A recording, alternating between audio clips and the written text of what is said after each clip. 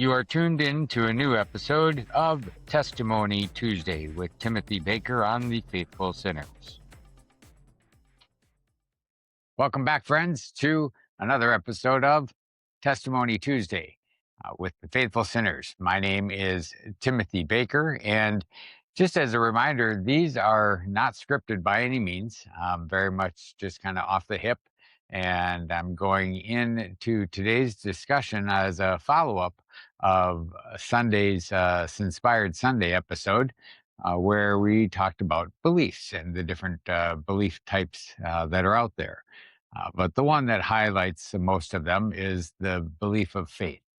So that's what I will discuss today, and a little bit about my background and where my current faith has been built from.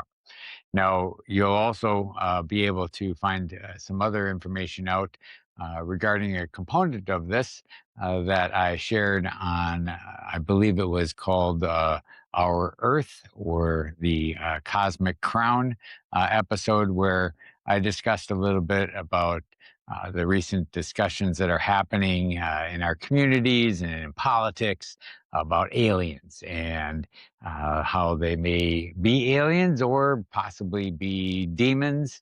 But I dove into that topic at great length. So hopefully you'll check that out. But I did share an expansion around some of my beliefs and faith as well there.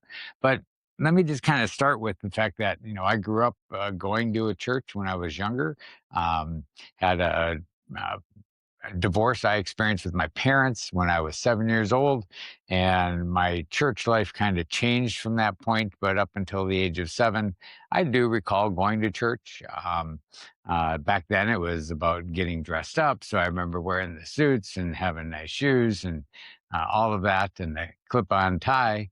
But as far as getting grounded in anything in faith at that time, I don't believe that was the case. But I did learn of Jesus, and believe at that point in time is when I uh, did have a belief in the fact of who Jesus was, but very limited at that point. Now, as I got older, obviously in communities, you can choose to get exposed to church as much as you desire. And I was always a curious kid, so I actually would attend different service types with friends, so I could get exposed to different religions and why people thought one way or another. And that was just out of curiosity.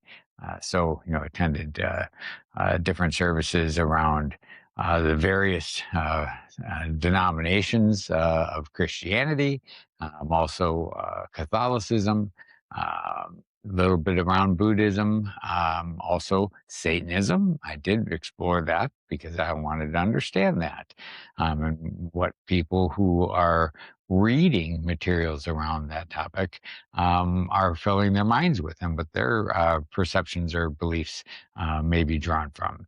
But I also studied a little bit about our Jewish connections and the beliefs that they have, and then the various sects that actually encompass the Jewish faith as well.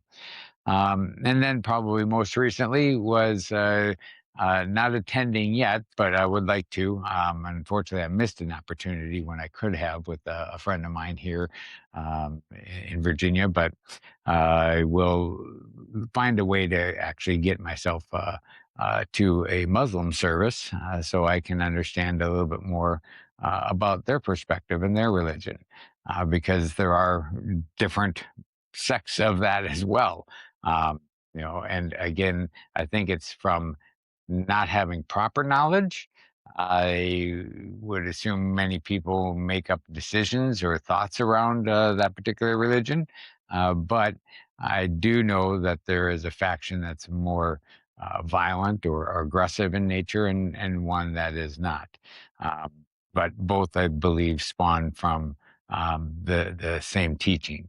With that, I did read the Quran, and I think it's an interesting read. Much like the Bible, has a lot of interesting pieces around it as well that make you really have to think. Um, but there's also components of the Bible that we don't fully get exposed to because, as everyone knows, the Philippian Bible has, I believe, it's 81, might be 88, but I think it's 81 um, chapters where uh, the typical Bible that we read from here in America, and more so worldwide, is that of 66 chapters. So, comprised of the New and Old Testament. So I think, understanding a little bit more even around the Christian religion is important for me to continue my learnings and explorations. Now, as far as my uh, movement in faith, I would say that started probably out in California. Um, I had always had a belief, but I never really lived by it by any means. And then, in addition to it, nor did I really follow through with any of the normal activities or actions that would surround having a faith or a belief in Jesus Christ. So it was when I was in California, I believe it was Palm Desert. I happened to notice that there was a church that was rapidly growing.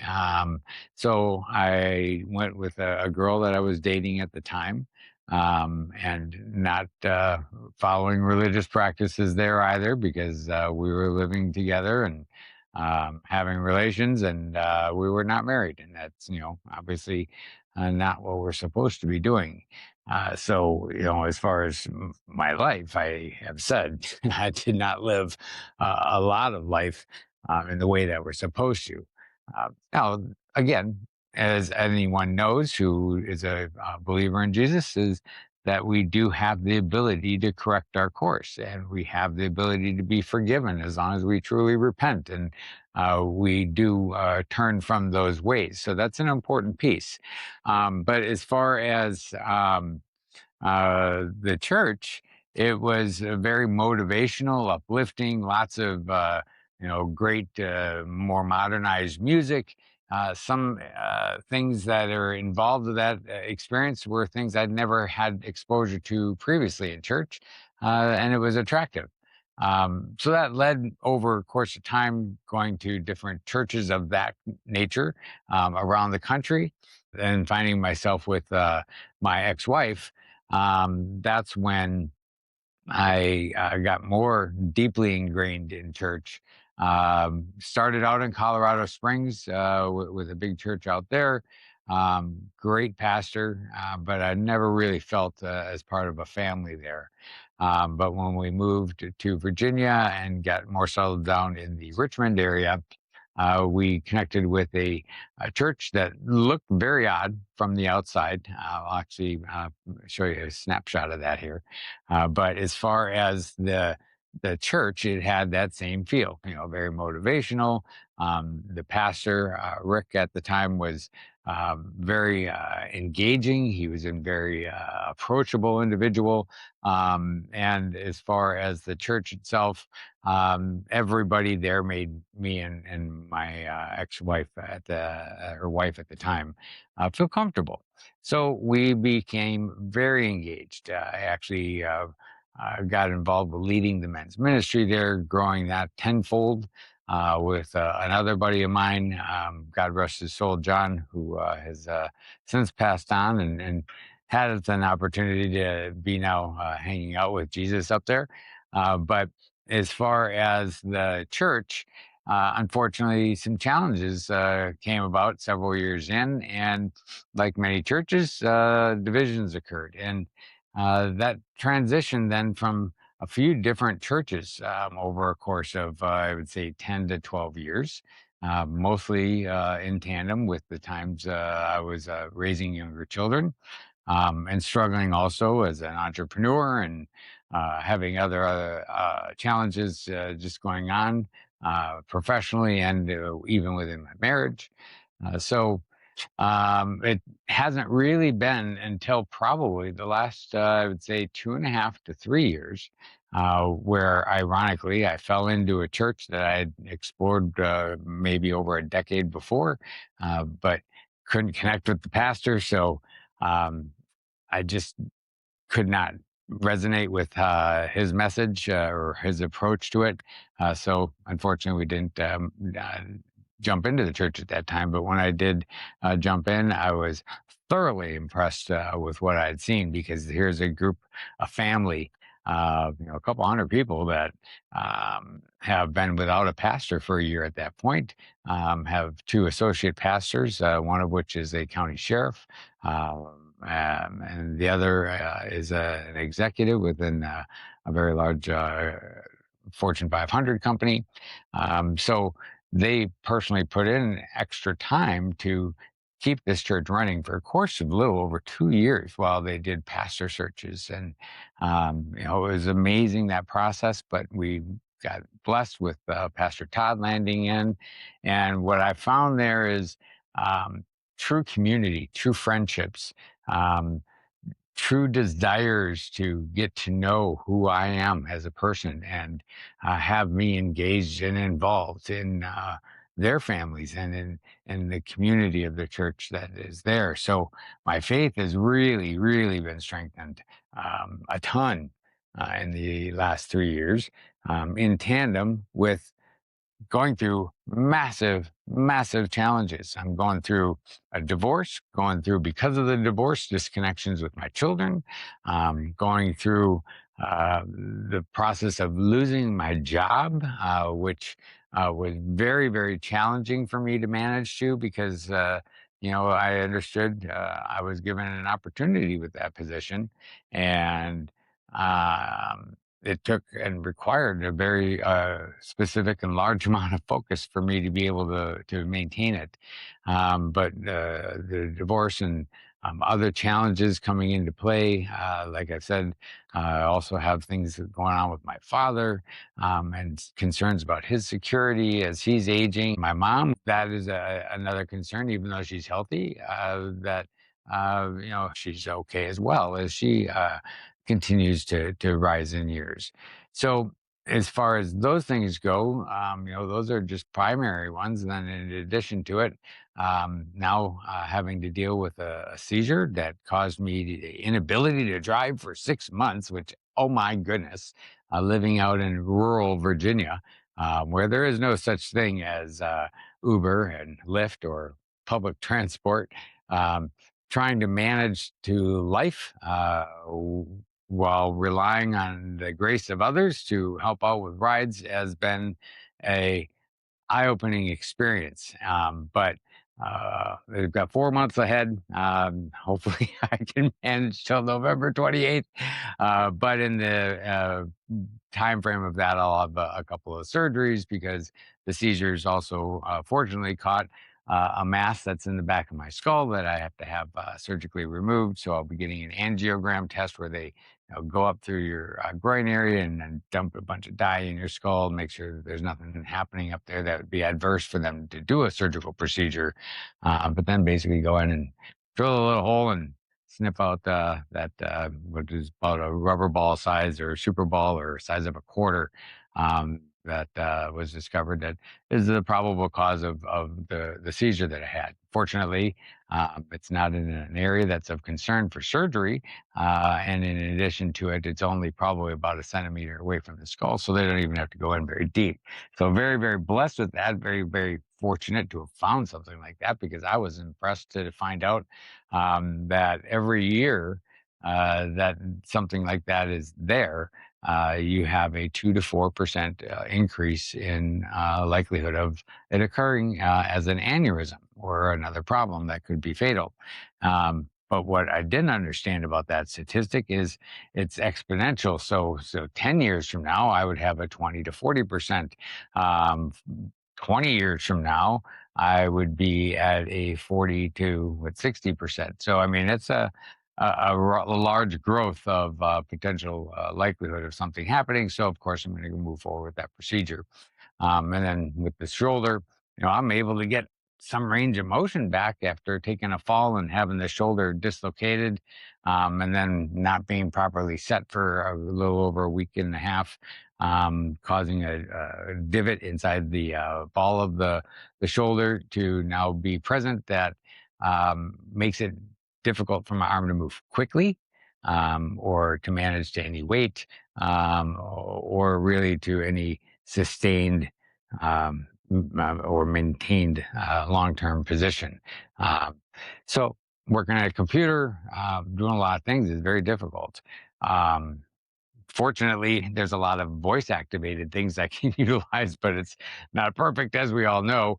Hopefully, you correct your texts and things that you use dictation for, because I definitely have seen some pretty crazy things these automated systems will have kicked out for me. But as far as all these challenges, I have really had an opportunity to step back from my life, and identify where I have challenges, where I had addictions I needed to address, where I had routines and processes and attitudes and tones, all these different things that I needed to address personally, and still do. But with that, having a family that I could now lean into, even though I don't think that first year I leaned it too heavily, but I got my kids involved, or at least showing up for Sunday service. Um, Still don't have them very excited about joining the Sunday school services yet, but hopefully that will come because I think they're missing out. And maybe they'll see what's happening with their dad, and the transformations that are happening here. Um, but as far as this family and this community, I have been extremely blessed, and along with it, been given a lot of grace in my process with God and my walk. I feel that I am probably 90% of where I would like to be, because we are as close to Jesus as we would want to be. How close that is entirely up to you and me. So that's something I actually picked up from a friend of mine who was a pastor at one of these previous churches, Dr. John Baldwin, which you can listen to some of his great stuff on Spotify and other places as well. So I'll make sure there's a link to him in the show notes. But as far as this walk that I've had, the faith that has grown from it, um, like I said, I've always believed that Jesus was real and that he was here on this planet. There's been way too much evidence now that proves that.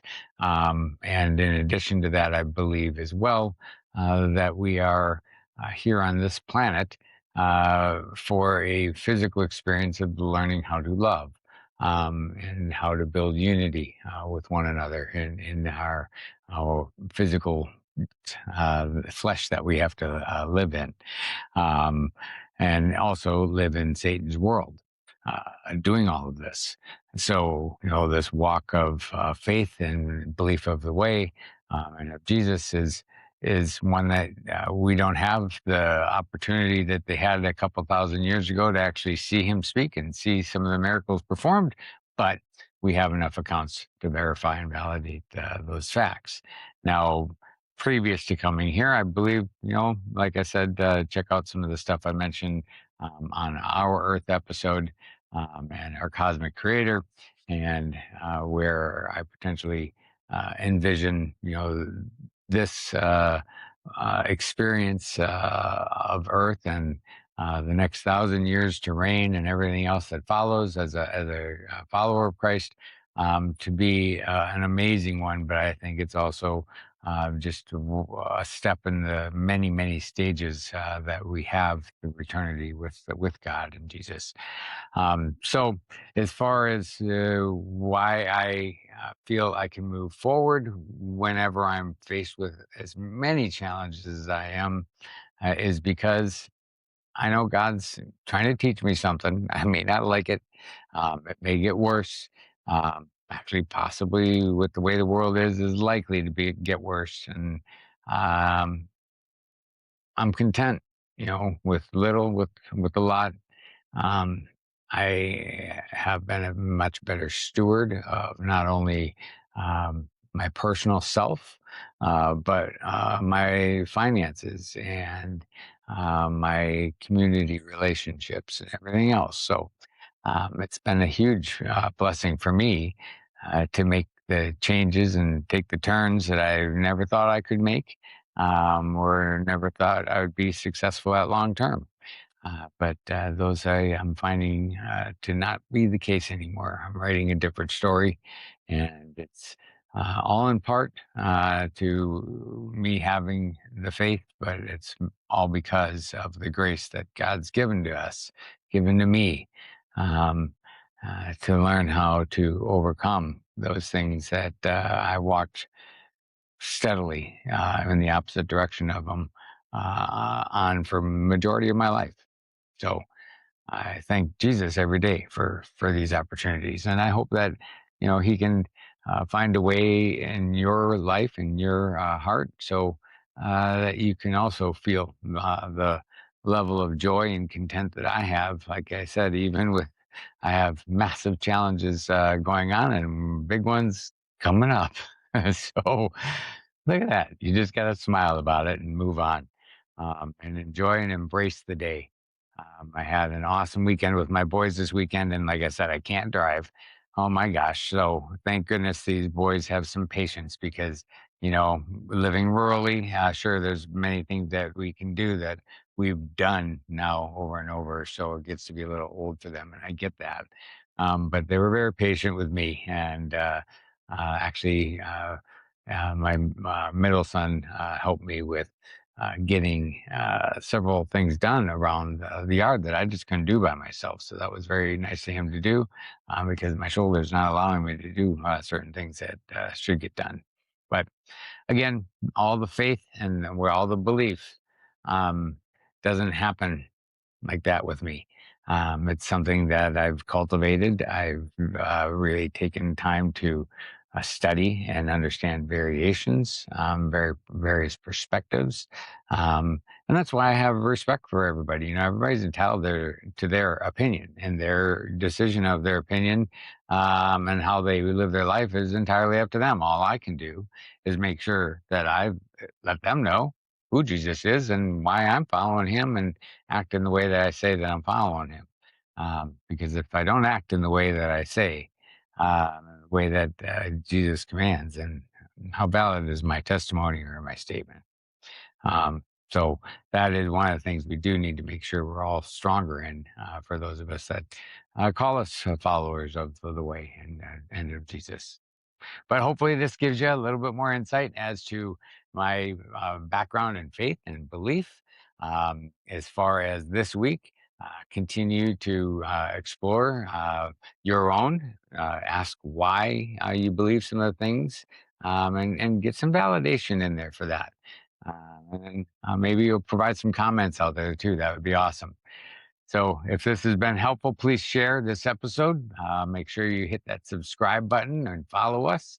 And then post this also on your own personal feed because, we all have people in our lives, even by those 6 degrees of separation, that can have an impact in their own life from a message like this.